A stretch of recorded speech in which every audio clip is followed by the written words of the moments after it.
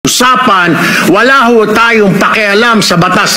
Sometimes, you have to bend the law to be able to please the people. Mas mataas po ang taong bayan sa batas. What? My right, Secretary Remulla. Yes, sir. Ibalik pa rin sa condition. That's what I'm saying eh, na if you're really in good faith, di ba, gusto mong tumulong sa investigation, why not sagad-sagarin mo na?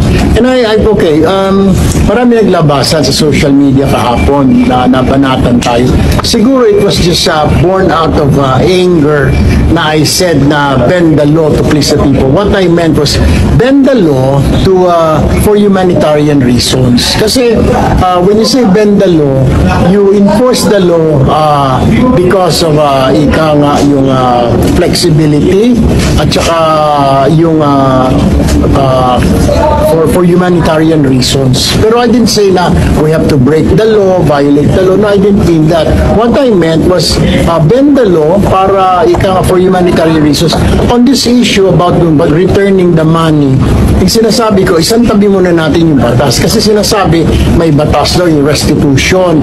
We have to follow the due process. Pero sinasabi ko, baka pwedeng hindi.